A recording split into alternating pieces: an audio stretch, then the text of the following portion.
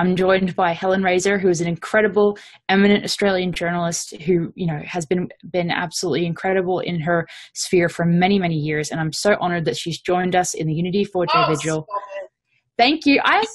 We are. I'm a woman of modest prominence. You needed somebody for the 5 to 6 Australian hour. Here I am. Well, actually, no, as I was saying in the break, I think that it's really, really helpful and unique to get anyone who has had legacy press sort of experience who is willing to talk about this, because it's actually really, really rare to have somebody that has been inside that sphere who is then actually willing to put their neck out and support Julian Assange or WikiLeaks in any way whatsoever. So you bring something unique to this. So my background is I'm a huge irrelevance. You probably don't know who I am. What I am is somebody who used to be a real media insider, I guess. Throughout my 20s, I was employed by the Australian Broadcasting Corporation, which is our large state broadcaster. For whatever reason, I have a very bad temper and I'm very stubborn. So now I'm entirely broke. I now make my money through independent media. And what you and I were talking when we had the opportunity to do so was about, why traditional media almost universally finds Assange and the very idea of WikiLeaks repugnant, and why they reproduce those ideas. And one thing that I've noticed, and I actually tried recently to get journalists to go on record, which is odd because very often on social media, for example, I'll say, oh, here I wrote something about Julian Assange. And, they'll say, he's not a journalist. And, and then I might say, well, once upon a time, I wouldn't have said that BuzzFeed was journalism either. And once upon a time, I wouldn't have said that infographics constituted journalism. But the nature of journalism changes. It always does. When there's a new medium, there's a new form of journalism to match it. WikiLeaks has been going since 2006. It's even older than Facebook. So why is what WikiLeaks does not journalism? So I think at the base, it's because journalists feel threatened. So people like me who work, well, I guess I'm sort of in a grey area, but I still work in legacy media, like all of my income, because I'm fucking good for nothing else, comes from doing that. I have no other skills. All I have is the ability to write and speak in this very wayward fashion. I'm sorry, but your voice probably needs a rest anyway. And here I am. I'll go on and on and on. But no, sorry, I'm joking. So it's a threat, just as radio journalists found television repugnant, and now, television is upset with internet and on and on and on. It was just that sort of very basic shift, I think. You're not qualified, but it became sort of congealed and more horrid the longer on it went. And, it was a couple of weeks ago that I was asking many much more eminent than me Australian journalists, can you tell me, I emailed them privately, can you tell me privately what you're so keen to tell me publicly all the time, maybe in 280 characters or less? Assange is not a journalist, WikiLeaks is not journalism, it's not objective, etc., etc., etc.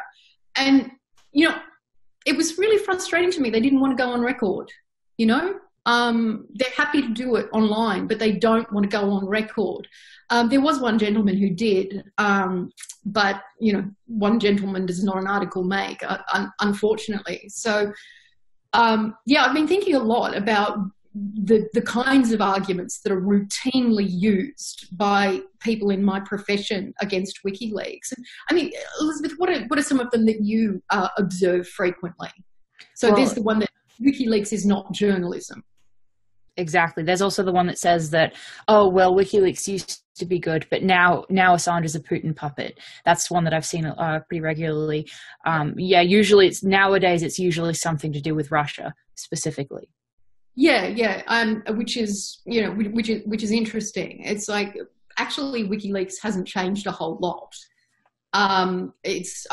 We've changed, the world's changed.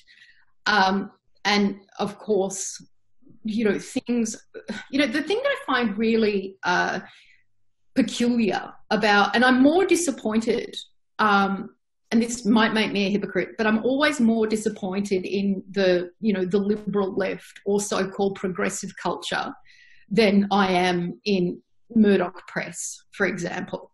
I never had any hope that the alt-right would ever adjust any word worth fucking anything. I never expect to read anything that delights me or see anything that delights me when it comes out of the Murdoch machine. But call me naive. I have higher expectations of people working for The Guardian. I have higher expectations, foolishly, of The Washington Post.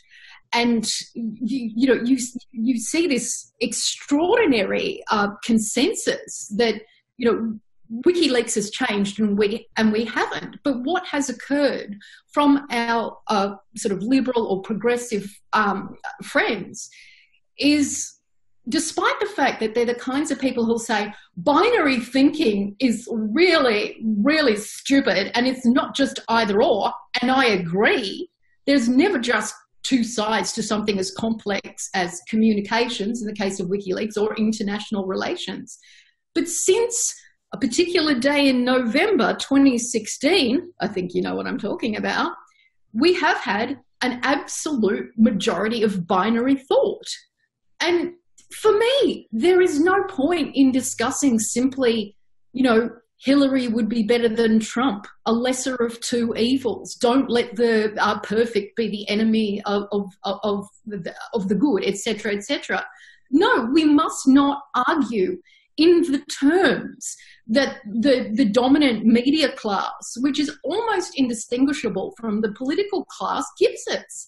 There is more. It is entirely possible to reject Hillary Clinton and Donald Trump at once. I'm not talking about Assange specifically and all the ruminations, but it's in terms of our discourse and our responsibility, you as an activist, me as somebody who writes about culture and politics, we must find a different way to argue. So yes, so-called progressives, do what you're fucking supposed to do and reject binary thinking.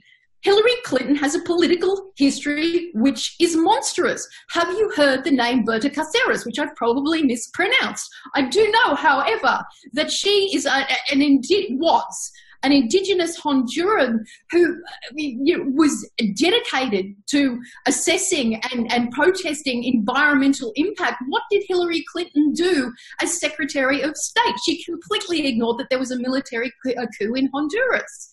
It was a reprehensible invasion of Libya. Yes, Gaddafi wasn't a nice guy, but it's not a nice thing to do when a man is raped to death by bayonets to bounce up and down on your chair and say what you said, which was, of course, as I'm sure you remember, we saw, he died. And in that moment, basically validating the actions of the Islamist extremists we in the West are supposed to, be against. And now Libya is a bloodbath. I could go on and on and on, and I do interminably in what I write and in podcasts.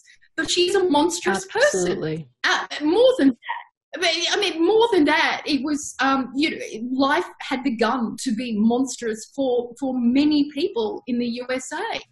And you have a population, 51% of whom earn $30,000 or less. And, the one guy, and as repugnant as I find him, and I despise that man, but as, he was the only presidential candidate, to the best of my knowledge, who has used the word working class for about 100 years in the USA. I'm so glad you brought that up. I'm so glad you brought that up, because so many people that are part of this vigil who are outside of the US don't understand how bad it's gotten in the US. And as somebody who lives in the US now, yeah, I can attest to how bad it's gotten even in the last few years. It's horrendous. It's a shit horrendous. I would agree. There was a brief period in the USA of conditions improving for the white majority for about 100 years. And that's ended. That ended in the 1970s.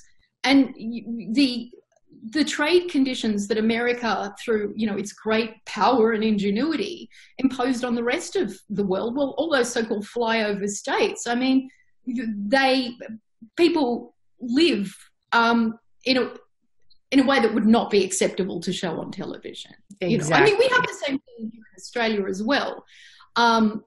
You know, I have a comrade called Chris Graham from New Matilda, which is a wonderful publication here in Australia. He's just been on the Gaza flotilla. He also, with John Pilger, made the film called Utopia, which is a documentary about a region in Australia and Aboriginal people there, in his view, and he's been to Gaza twice. And to the interior of Australia many times. I mean, Aboriginal Australians in many cases live in worse conditions than the people of Gaza. So, you know, I'm not letting Australia off the hook. There is no Golden West, you know. I mean, there are no places where people enjoy, you know, uninterrupted wealth. And it is very, you know, very, very extreme in the USA. And there were plenty of, you know, quite mild political economists who called the Trump victory. You know, people can only live in shit for so long.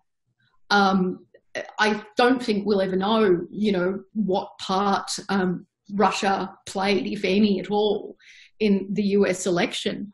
I think that will, you know, that'll remain quite mystified. All we know is, and you can't even say this now, but there is no solid proof. There really isn't. No, there really isn't. And I mean, Greenwald says this again and again. And he, you know, that man, have you ever met Greenwald? I have not. I have not had the pleasure. No. I had basically begged him to have lunch with me when he came to Australia, and he was kind enough to consent. And, you know, a more reasonable, moderate man you could never hope to meet. He presents so much better. I mean, if I had one oomph of, you know, Greenwald's smarts, you know, obviously I'm a very distractible and terrible person. He's great on television. He always says exactly what he means. You know, he thinks in paragraphs. He's just one of those kinds of people. Nonetheless, you know, he's despised as, you know, for some reason or another, a misogynist, which is so peculiar. I mean, he's so right on. It's ridiculous, you know. It's like, you know, stop being such an ally to women, Glenn, you know. I mean, he's a very, very right on person and very, very logical in his thinking. And he's just kind of like an old-fashioned stubborn lawyer who collects facts, gauges the evidence, and is still, you know, he's got that kind of like renewable optimism every day where if only I tell people the truth, then maybe at some juncture they'll begin to understand it. And you have to have, whether you're, actually I don't even like the fucking word activist. Meghan Markle's ruined that for me. You know, I mean, you get an invitation to the United Nations these days and apparently you're an activist. You take your bra off and you're an activist. I don't know, let's say revolutionary. But I mean, you know, so even if a man like him with such a sort of a, you know, a storied past, I mean, such an extraordinary dedication in his life to, you know, withstanding people who want to tell him to shut up. If even he can't do it, I don't know who can. And so, you know, so he's shunned now. He's absolutely shunned by an extraordinary majority of so-called liberal progressives who are, in my view, having a neoliberal nervous breakdown. You're in the US, right? Yes, I am. I'm actually in one of the flyover states that you mentioned earlier. I'm in Arkansas, actually, funnily enough. But oh my goodness! Yes, I'm very close to the Clinton house. Actually, one of the residences that they had. So it's an interesting place to be. They're just in that little New England shack now, aren't they? Oh, probably, you know. Our favourite centimillionaires. It's just, I mean, not to demonise them, but to demonise the neoliberal project. You know, I mean, it's although I do think that, you know, Hillary Clinton does deserve some, you know, public remonstration. I mean, anybody that Henry Kissinger, you know, publicly ordains as his successor. I mean, come on, people. Seriously. Yeah. Not nice. People in America are poor as shit. And just to invoke an old communist phrase, which was popularized by the very great Rosa Luxemburg, we have the choice of socialism or barbarism. Socialism in its most basic understanding is governance of the people by the people, which has never occurred in the history of the West. And, democracy is a sham, blah, blah, blah. So this is what we have. We have barbarism or fascism, people divided by the ruling class along racial and identity lines, or we have socialism. And, everybody who gives the matter a minute's thought knew that Trump's promises were, a mockery of equality. When he said working class, he didn't care. He was just using populist speech to connect with people on an identity level, as much as Hillary Clinton was. He had absolutely no intention of redistributing wealth. We know that. It reminds me of hope and change. It reminds me very much of the hope and change that was promised by Obama and then was not really delivered either. So, yeah, but I mean, I'm going to bet that you were a little bit convinced by hope change. Oh, yes, absolutely. I was. Yes. We all were. I mean, Obama seemed like there was maybe going to be a shift. But, if you look at the, so you're from the US, what was the thing after the TARP bill that Obama passed? Oh, God, I have no idea. It's 2:30 in the morning my time. I have no clue at the moment. No, it's fine. It's fine. But, in early 2009, he basically said to financial institutions, don't worry, the program the last 30 years is going to continue. You're not in trouble. And it's extraordinary to me in one sense that people don't understand how poverty bites in so many ways. And, in that moment in the polling booth of extraordinary desperation, why wouldn't you roll the dice? Now, this is not to excuse people, particularly for the flagrant acts of racism that we see in the USA. And I'm not going to pretend that it's either or. I'm not going to be a binary thinker. Yes, Trump has absolutely taken what can be thought to be acceptable to say in public and shat on it. And, people don't talk anymore. Fecal matter ejests from their mouths. I can't believe what I'm hearing. I can't believe the things that are so racialized in particular that I'm hearing. And you have a lot of people worrying about the state of discourse.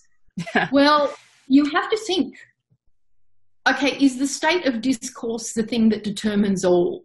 Is what it means to be an American determined by the fact of having a respectable president who looks lovely in a suit? Somebody who would never say a thing like Haiti is a shithole. Donald Trump said that, but hey, Haiti is a shithole. That's not a racist thing to say. That's a statement of fact. And since Haitian independence was fought for, I think in 1802, an extraordinary revolution. Slaves threw off the shackles of the French colonizers and said, "Stuff you!" Exactly.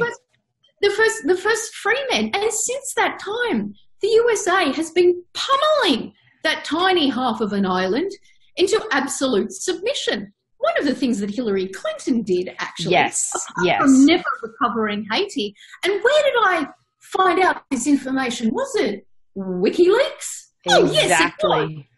That most unhelpful thing. Oh, Julian Assange, you terrible sexist.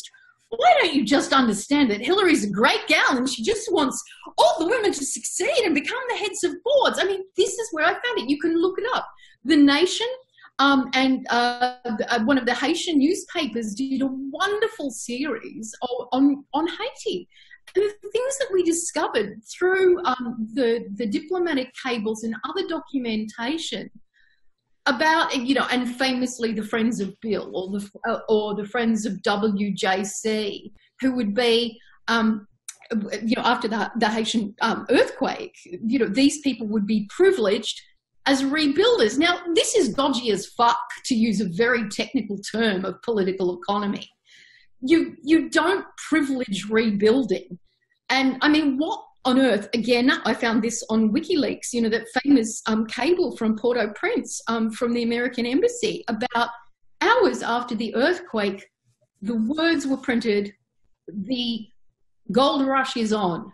Now, this is how the USA looks at the devastation in Haiti, which happened to be by a combination of extreme poverty and terrible buildings, and, you know, no infrastructure, and a natural event. But whether this is the rebuilding of Iraq or the rebuilding of Haiti, you know, the complex level of rebuilding that, you know, America with its several $1 trillion deficit keeps kind of like pumping fictional capital back into itself. I mean, these things are extraordinary. Haiti is still not rebuilt. And now here in the West, our non-binary friends of the progressive press are saying, oh, isn't it terrible how Haiti is being now rebuilt by China? And it's like, no. And it's like, you know what? When China builds a school, China wants something in return. Well, of course it fucking does.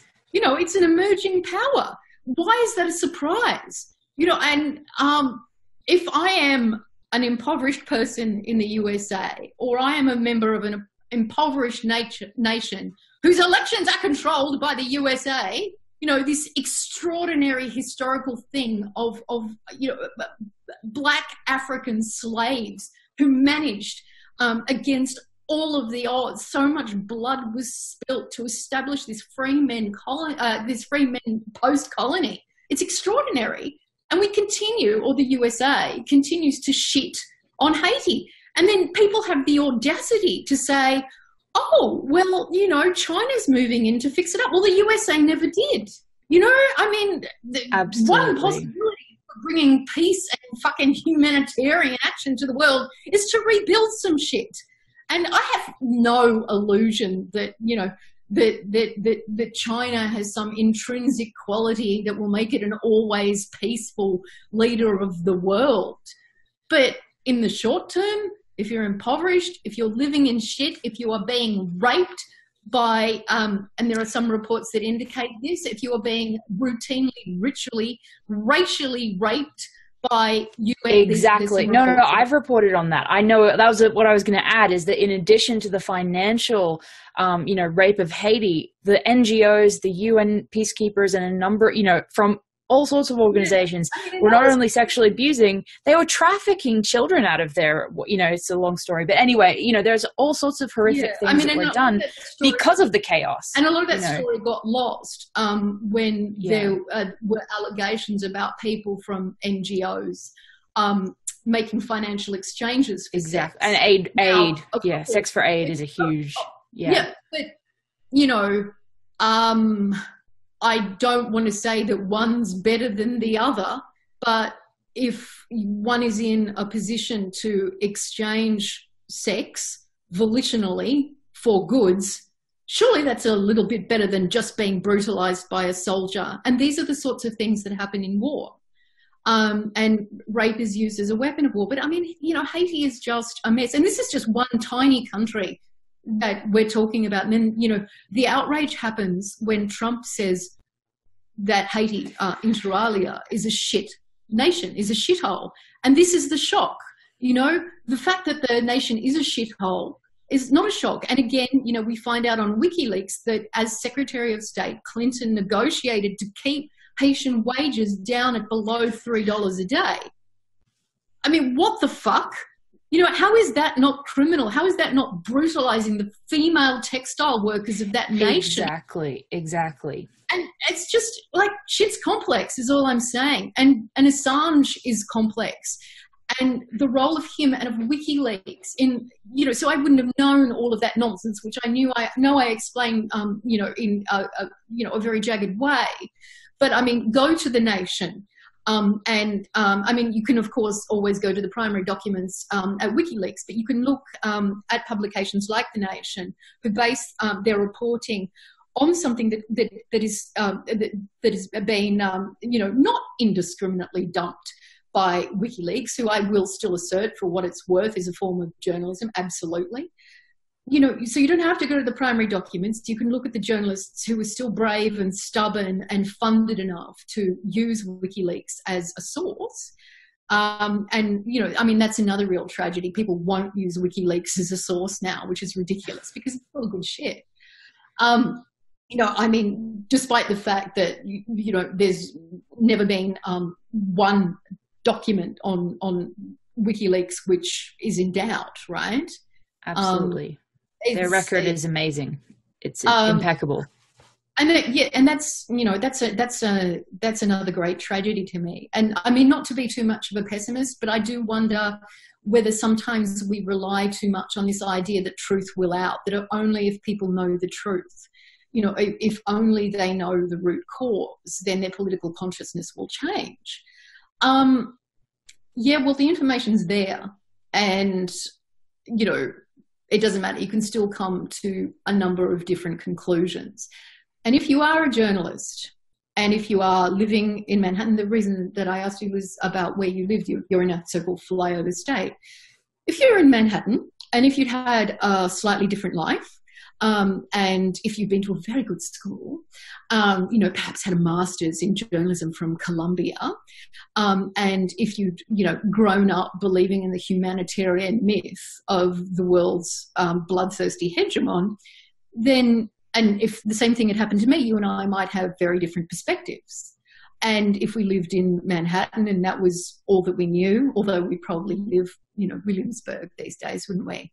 Or Greenpoint, somewhere like that. But our perspective would be very different because we are all fueled by self-interest. I mean, and I'm not accepting myself by any means. There's certain things that have occurred to me in my life which permit me to have a perspective. And there's certain, I suppose, benefits, I guess, from being this rat bag. At least I've got a unique selling proposition or whatever. But so there's this old saying, you know, that being creates consciousness, that where you are in the world creates your perspective and, you know, the conditions of your work and what have you. And what it first seems like maybe even a repugnant idea, you know, like let's just sort of reject the idea of Assange and of WikiLeaks and of these sort of unmasked documents being published in great number. Let's reject that. But, you know, there's been a process for a couple of years, which, you know, and people are building up these arguments, however flimsy they are, about WikiLeaks, and then they have to regularly reinforce that, like every night and throughout every day. You have to reinforce that WikiLeaks is, you know, the absolute radical root of all that is evil, that the man is a sociopath, that it's not real journalism, that it's funded by Russia, etc., etc., etc. Because what happens if we don't do that? If we don't do that, then we have to admit there is something very corrupt in the West. And there is, you know, and you know, all of this stuff about why doesn't WikiLeaks publish about China, why doesn't it publish about Russia, et cetera, et cetera. Well, it's primarily an English language provider of the basis for a lot of news reports. You know, it's a primarily English language Western reporter. It reports primarily on the West and the misdeeds of the West. It has published some Russian documents. It has published at least one, but I completely understand. No. There's hundreds of thousands of Russian documents. Yeah, or one release focused on Russia. Yeah. There's many Russian documents, and you know, another argument is, oh, WikiLeaks isn't objective. Well, of course it's not, because it's a publisher. And if you can name me this publisher that is objective, I would be very interested to read it. Like, objectivity is something that we, you know, should not quit aiming for. But this is not to say that it's not a myth. And it's a Western myth. It's a Western myth that comes from the liberal enlightenment of the 18th century. You know, this idea of pure reason and pure truth. In a complex world, it can't exist. I mean, all of the rot that I just said about, you know, the nation, the beleaguered nation, the exploited nation, the raped, literally and figuratively, nation of Haiti. people could look at that sort of thing and, come up with an entirely different perspective. It would have to be a racist perspective, I think, if you say that what happened to Haiti is entirely Haiti's fault and a bit of bad luck with the weather. But, people will come to different conclusions. And the conclusions to which they come can no longer be permeated by the thing that we call the truth. And, I mean, I see a lot of WikiLeaks people saying, the truth will free you. I find that an essentialist claim that is hopeful but very naive, because the truth has never freed anybody. What potentially frees people is us. And I saw your previous guest, Jay, and you were talking about your experience in various movements, and particularly, throughout this vigil, where you develop connections with people that you may never have met before. I mean, here you and I, speaking in our rented homes across the world, I would never have met you before. But through a thing like this movement, what we must do is develop a mass intelligence. It's not the intelligence of or the purported intelligence of Julian Assange. It's, the radical intelligence that people can develop together in a movement. And WikiLeaks is not dissimilar to any other movement in that sense. I mean, if we look at the extraordinary Black Power movements which occurred, the only two that I really know anything about are in the USA and in Australia of the early 1970s and the late 1960s. And I mean, it's extraordinary when I've interviewed people or read documents from that time. You get people who were thrown out of school at a young age for being Black, people who had initially limited literacy, no university education to speak of. And then within a matter of weeks, people can become extraordinarily intelligent, extraordinarily literate. People, when they want to amass knowledge, whether that's technical, historic, conceptual, can do it very, very quickly. And they do it through action. And time and again, you in the USA, you've had extraordinary working class movements. You would not have had the New Deal were it not for the threatening communists. Franklin D. Roosevelt knew and negotiated with the communists who were going to withdraw all of their labor and have a bloody uprising. Were it not for the hard left and the mass consciousness of the USA, you would never have had that period of growth following World War II. American weapons sales come into it, but let's just simplify history for its own sake. Black Power movements, working class movements, once upon a time, but no longer. Feminist movements develop a mass intelligence and a mass consciousness. It's not consensus. It's something that occurs through you and I speaking, through truly understanding other people's perspectives. I want to tell a story recently. There was an awful incident that occurred which resulted here in my city of the brutal slaying of a young woman. An awful rape preceded it. She was well known. It attracted a large group of people to mourn her death. I have a friend, she's brown, and she went to the vigil and then she went to the train station afterwards. And she was standing there and, people were sad and frightened, full of grief for this woman who was an emblem of the things that are good in our city. And there was a sort of uneasy solidarity there on the train platform. And these women were white. And they said to my friend, "Isn't it nice that the police are around? I feel much safer." Now, my friend who's brown has never had that experience of the police. She does not feel safe around the police, and she's got good reason not to. And so she articulated that. And she said, "No, I don't feel safe with authority figures around. Why should I?" And I would like to think that in that moment, those women understood something. They understood something that they didn't understand before, that the state is not our friend, that corporate sponsorship is not our friend, that looking to big daddy capitalism or big daddy state is maybe not the solution. And maybe we as feminist revolutionaries need to find out a little more from others. You know, I mean, you get, again, our friends in the progressive and liberal space giving a lot of lip service to intersectionality, but absolutely refusing to understand it. The experience of a brown woman, a black woman, a woman of colour, or any person of colour, of any gender with the police is not going to be the same as yours, whitey.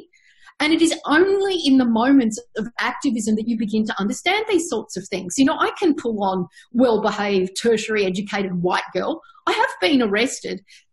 Oh, well, there goes my American visa. But no conviction recorded. And, you know, I mean, I'm Heidi all of a sudden, you know. I mean, you weaponize the powerful parts of your identity when you can.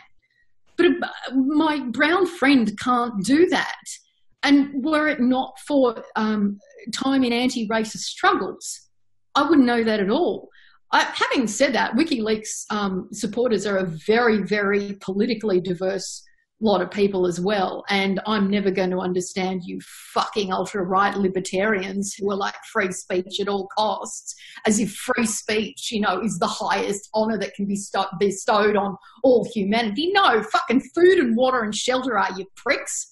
You know, so, I mean, I'm never going to understand the centrist. I'm never going to understand the hard right. I'm never going to understand the truly liberal person. And I'm never really going to come around to liberal politics either. But I am going to understand a little bit more about you. And this is what happens in any solidarity movement. And this is how we develop a mass intelligence. And you were saying this earlier, the intelligence doesn't come up from on high. We do not have a savior. All we have is each other. And I mean, you know, just to restate it, you know, all we have right now as a true and fearless critic of the way that power in the West works is WikiLeaks. Hey, if I could have chosen, like, you know, a better figurehead than Julian Assange for politically expedient purposes, maybe I would have, but he's the guy, you know? He's the guy, and it doesn't matter what his identity is. It doesn't matter what shit he's said on Twitter. And fuck me, Julian, you've said some offensive shit on Twitter. You know, you've said some repugnant things about feminism. And I really, really hope more than anything that one day I'll be able to invite you to my humble rental home in Australia, and I can feed you, not spit in it, but talk to you maybe, and try to kind of like edge you away from that, because I hope that you'll be free. But it's, yeah, the world's in a state is what I'm saying. And just to return to our earlier point, we must guard against binary thinking. We must stop seeing things in terms of good and evil, and we must see our power as people in a small movement or a large mass movement as people, you know, as members of the 99%, if you will, the working class, the people indebted to the lords of the financial realm. And unless we see each other in that way, and unless we fight for true freedoms, oh dear, I use the word truth. But, well, hey. I think the fact that you bring up, you know, the issues that people can have with Julian Assange on Twitter or personally, and yet you're still here on this vigil speaking up for WikiLeaks, that really says something about the fact that this isn't a cult of personality that we're running here. We are really trying to be in solidarity in a genuine way with integrity. But as you said, it doesn't require that we all have the same opinion of Julian Assange. It doesn't require that we all sign on the dotted line and say, these are the tenets that I hold up. And I think that's so valuable that you bring up these points of the complexity of support for Assange, etc. Where you live now, I mean, let's not even get into the fact that Trump is yet to deport as many people as Obama did month on month, okay? Obama did deport 3 million people, mostly brown, but let's just put that aside. Yeah, there is an extraordinary struggle in the USA now to protect people. And it doesn't matter that, you know, GW started ICE. It doesn't matter that Obama really solidified and armed it and gave it the infrastructure. It just matters that it exists, and it just matters that it's being used as a political tool, and it just matters that people are hurting. And we have the same thing here in Australia. We have just like the most reprehensible policies on asylum seekers. I won't go into it, but it's repugnant. And so what you get a lot of the time is a well-meaning progressive press who try to tell individual stories of struggle and individual stories of excellence. And this is very, very prevalent in, your New York Times or your Guardian, about this excellent person who overcome adversity to make a great contribution to the wonderful nation that is America or the USA. Well, fuck you. You don't have to be excellent. You can be mediocre. You're a member of my fucking species, and that's enough for me. I don't have to like you. I don't have to understand your culture. I can despise your politics, but I do not wish you dead. I wish for you to flourish. And I mean, this is the naive and the utopian part of me. I believe that if all human beings actually get to flourish, then we'll be a little bit less dick-headed. If you don't have things to worry about, like, do I have enough to eat? Can I go to the hospital if I'm ill? Will my children become literate? All of those basic things. And you survey anyone across the world and, health and love, the means for a good life are the most important things to everybody. But I just want everybody to flourish. Doesn't mean I like people. Just means I like the idea of, it just seems, like a real shame to have got to this point in all of the accidents of evolution to let ourselves fucking die, Yeah. And you don't need to say that a person is excellent or that a person makes a good contribution in order to justify their existence. They are a member of my species. That is enough. And nor do you have to do the opposite thing, which is to say you're not excellent, therefore you don't deserve it. Both of those arguments, in my view, are equally fallacious. Everybody deserves to flourish. The idea of justice, I mean, that's a problematic one, isn't it? Because we define it in the terms that we've understood it for centuries. But so let's say in a naive way that everybody deserves justice. And if they've, said unpleasant things, or even if they have unpleasant politics, as hard as that is, you have to support them. I realise we don't have much time left, but the other thing, there was an Australian journalist here called Peter Grester who'd worked, I think as a very respectable, reputable journalist, had worked for Al Jazeera inter alia. He was freelancer and also on staff, and in the wake of what I believe Obama called at the time the road to democracy, i.e. El-Sisi, becoming the leader in Egypt, he was imprisoned for several years on a charge of, let's hear it, for false news. Now, here in Australia, there was an extraordinary campaign by everyday people and, also by our politicians to have that chap returned. And our catch cry was, journalism is not a crime. Well, it's not. And what WikiLeaks, all the people involved in WikiLeaks, many of them women, and what Assange has given the world is not a crime. It's inconvenient. It problematizes our understanding of the USA, but it's not a crime. The other thing that I'd like to say is that whether she was Hillary Clinton or not, what she represented to many people, whether they can articulate it or not, is a continuation of hegemonic rule and a continuation of the neoliberal project. And again, people are faced with a choice. Even if they don't understand political economy, they understand it instinctively. Their brain comes to a conclusion that they could probably, begin to understand after, half an hour with the right YouTube video. And that is socialism or barbarism. What we need is for people to flourish, and what we need is a different world. I've always seen WikiLeaks as being part of that project, not committed in the same way that me, a socialist, is to reform, but it's imperfect, and change is always imperfect.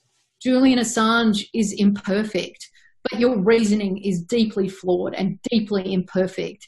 If you don't get on fucking board and get one of the few critics of the West out of detention And fuck the DOJ. I really have no hope of ever visiting your nation again, but that's all right. It frightens me, to be frank. No, I would say the exact same thing completely. And if you believe for an instant that the Department of Justice has not been investigating Julian Assange, you are completely naive. And again, I see a lot of this on the Twitters and whatnot. It's like, he's not going to be arrested in the USA. I mean, my God, he's the perfect scapegoat. For heaven's sake, people will actually forgive Trump if he will widen his base through the arrest and the detention and the torture of Julian Assange. He absolutely will. It'll let him off the hook with bloody Russia. I mean, exactly. Pompeo has called WikiLeaks a hostile intelligence service. If WikiLeaks is a hostile intelligence service, then so is the New York Times. Well, the thing is that it will definitely, the only time that the press has been supportive of Trump is when he's bombing Syria or when he's bombing somewhere. And so I think, if he arrests Assange, if he prosecutes Assange, he will become a good guy. Yeah, exactly as he said. Yeah, no, this is the moment in which he finally became presidential. Exactly. This will be a compromise that a man with a repugnant and even fake ideology will take on. He loved Assange for 30 seconds. So did Sarah Palin. Everybody, has turned around on that. Of course it's going to happen. We've always known it's going to happen. Trump is going to show absolutely not one jot of lenience toward Assange. He will be kept as the great hero Chelsea Manning was kept in torture conditions. Fuck you if you don't get on board. And, fuck you if you excuse the crimes of the West again and again. And I just, sometimes I get very despondent. It really is like butting your head up against a brick wall. But I don't know if you can make any sense of what I've said whatsoever, and you can find something therein to get on board with. Get on board with it. And it doesn't matter if you like me. It doesn't matter if you like him. For fuck's sake, use your fucking noggins, you idiot. Stop upholding fucking ruling class ideology. And comrades, here in the final few seconds where you have to listen to me, the ideas of the ruling class are in every age. The ruling ideas. Check your ideas and ask who they serve. They serve the ruling class. Absolutely. And we have a couple of minutes. If you would like to keep speaking for a little, like 2 to 5 minutes, that would be fine. We started a little bit late, so I want to give you, the correct amount of time to express. I'll just go on with Rod. Yeah. Have you got some questions or something? Yeah, I do actually. I just wanted to start off and observe the fact that, you were mentioning the fact that people were voting against neoliberal ideology when they voted against Hillary Clinton. And when I being in the United States, being a Bernie Sanders supporter, I saw this unification of dislike for Hillary Clinton across the board, whether you were a right-wing person and just hated her because she's a Democrat, or whether you're somebody who watched Bernie Sanders get cheated, or, don't like the fact that she fracks or whatever, all of these different points. There was this unity of practically everyone hated Hillary Clinton for some reason. Yes. And so I just wanted to add that to what you said, that yes, that's exactly what happened. And I thought Julian Assange would put it well when he said it's a choice between gonorrhea and chlamydia. So, that is what it is. But I think he actually said cholera or syphilis. Maybe that was the exact terminology. But I just think that your points about the fact that it doesn't have to be consensus, that it can be complex, but when you get down to it, you have to support WikiLeaks, no matter the personal or moral opinion on something Julian Assange tweeted or what he said, et cetera, et cetera. And yet, you're still here and you're encouraging other people to support him. And I think that's so important for our listeners to hear. And for the people that call this type of effort like a cult of personality, or exactly. I think it's really important to say very loudly that we can have differences of opinion, and that is completely valid. Completely. No. It's just, WikiLeaks, and I I hate to say it, but I think that at this juncture, and we were talking, before about truth and the idea that some WikiLeaks supporters have that, if only people read the truth, if only they find out the truth, then things will change. Well, no, they don't. I mean, the truth is upchucked again and again, and it makes absolutely no difference. But what can change is our apprehension of the truth, and what can change is our mass intelligence, our mass consciousness, which is a very different thing, as you pointed out, to consensus. Consensus is liberal bullshit.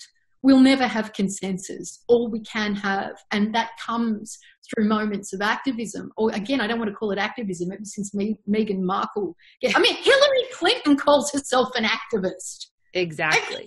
I mean, I'm sorry, I don't think once you're a centimillionaire, you're permitted to call yourself an activist. But no, so revolutionaries, revolutionaries, dissidents, whatever, activists. Oh my God. There was, I saw, actually it was a Murdoch paper, the New York Post, which had my favorite election cover. And it was a picture of a woman, a white woman, on the front of the New York Post on November 9 or 8 or whatever the date was, doing this. And that was the image for the election. It was like, sort of, hold your nose.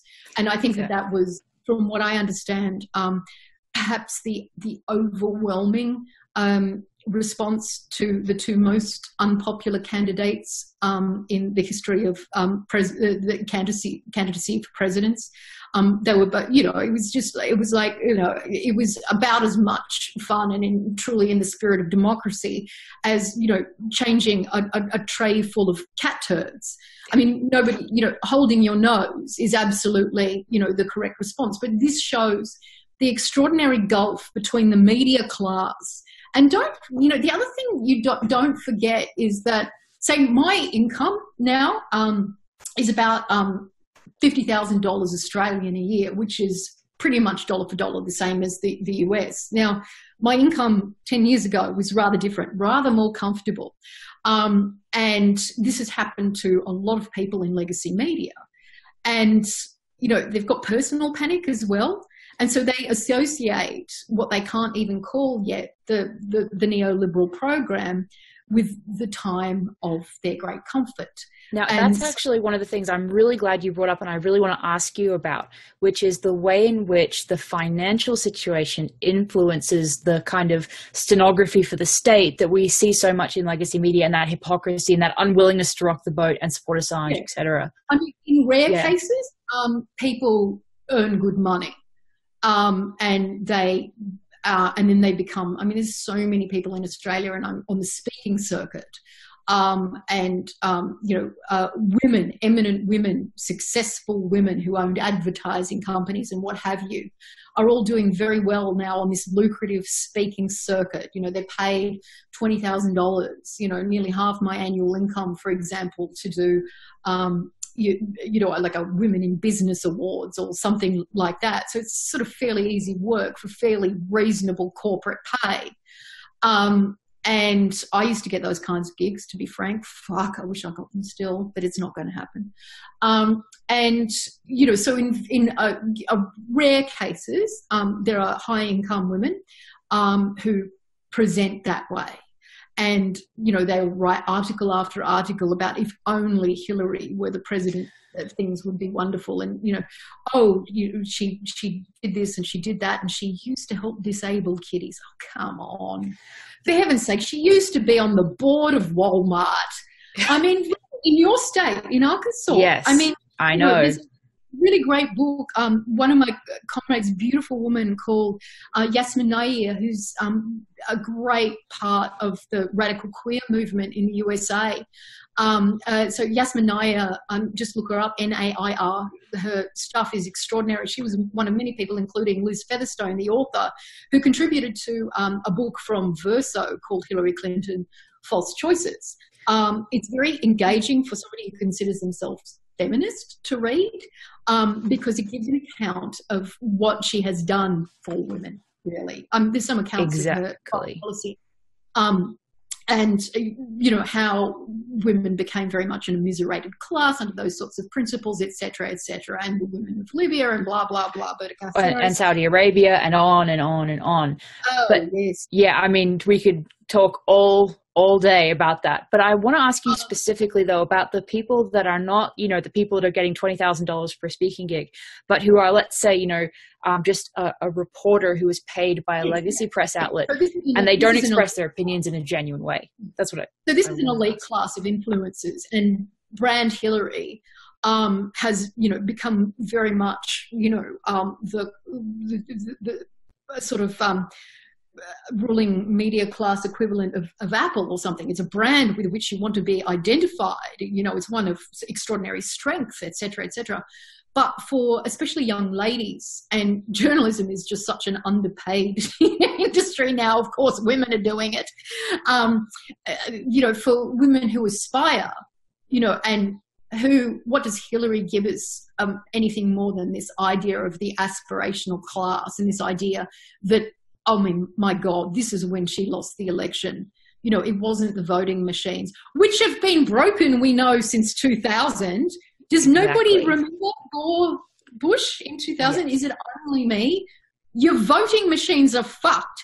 And if you made half the amount of fucking noise about your fucked up voting machines, your racist policies, your voter suppression, the near impossibility that an ex-convict can vote, if you made half as much noise about the impossibility of voting and your fucked up voting machines that you had about the fucking Russians, then maybe we wouldn't be even having this debate. Probably because there'd still be a fucked person in the White House either way. Definitely. But I mean, that is just such a grand hypocrisy. I mean, it is broadly known that, voting machines are unreliable in the USA. We still have paper for our voting here in Australia. Thank God for now, yeah. Yeah, but we don't have a choice of parties. It's neoliberal or neoliberal. And I mean, and that's the case in all of the West. And that's essentially the choice that you had between, Hillary and Trump. It was neoliberalism that pretends to be diverse, or neoliberalism with neo-nationalist tendencies, like you either have somebody that pretends everything is nice, or somebody that is grotesque. I would personally, in a historical way, prefer to see the grotesquerie on its face, because at least we can identify it. And there's been, no point where, for the last 70 years where the American president was not grotesque and that the DC was not infected with grotesquerie. For people to say that it's a surprise that the Eagle is about to crash land. I'm sure this, wonderful quote from a dissident, an anti-fascist called Antonio Gramsci, who was held by the Italian fascists. And in the prison notebooks, he writes, and I'm not the first person to say that the 1930s, the time of Great Recession, are very similar to our times now. And he talks about this time as the interregnum. It's kind of a word about, that means the time between times, a shift between historical phases. And, he says, and in this time, the interregnum, the morbid symptoms begin to appear. The old order is dying and the new is yet to be born. And so in this time, we see symptoms of illness. Many people have called Trump a symptom. He is a symptom of this illness. We're seeing the cancer on its face. And so, is he worse than Hillary Clinton? It's not a question we should bother asking. I mean, we need to ask if that kind of power and that kind of wealth is so tightly held and so tightly controlled. And we do have a nation of oligarchs and despots. It's not Russia. Well, they have that too. It's the USA. And I mean, what's the difference between like a mineral oligarch and Mark Zuckerberg, really? Exactly. No, I think that parallel you just drawn between the 1930s and the current age is really, really accurate in so many ways, on so many levels.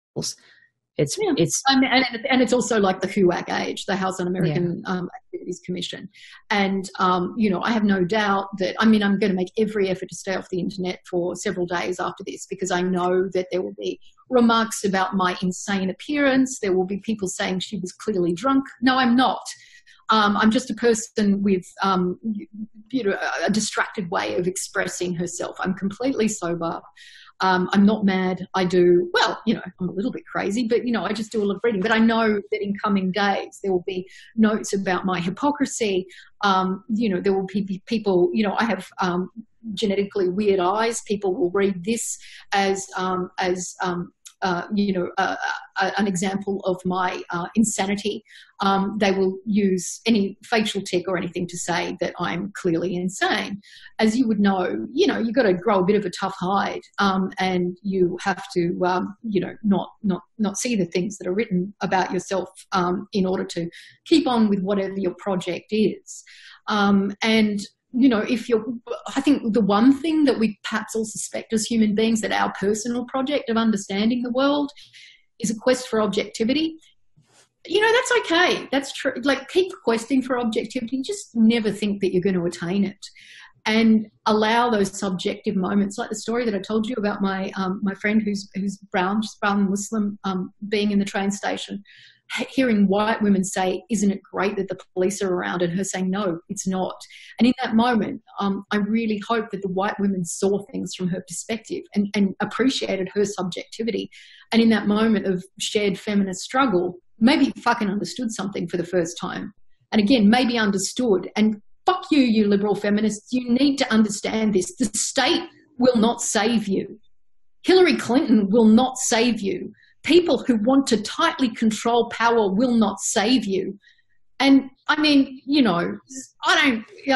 anyway, look, we've had more than an hour. I do go on. Keep yourself safe. And all you fucking comrades, keep yourself safe as well. People are going to think you're insane. Occasionally, a little bit of critique about your thinking is good, such as the example of the train station platform. Check yourself frequently, of course, and renew your optimism every day, and renew your understanding of the world every day, and talk to other people in your struggle and in others' struggles. But just don't be a fuckwit and avoid binary thinking. Definitely. Thank you so much, Helen, for joining us. Thank you for spending this much time with us. It has been over an hour, and I really appreciate it. It's really, really good to hear people that are speaking from a place of, intellectual honesty in a way that doesn't suck up to one side or the other in the way that you're describing binary thinking. I really appreciate it. And so we are going to take a musical break for a few. Thank you guys for doing so many hours today. And thanks to all of the moderators who are probably keeping the comments about how I'm an ugly bitch who's clearly mad out of the public realm. Thank you very much for that. And again, Assange is an imperfect dissident. Fucking big deal. So's everyone. See you later.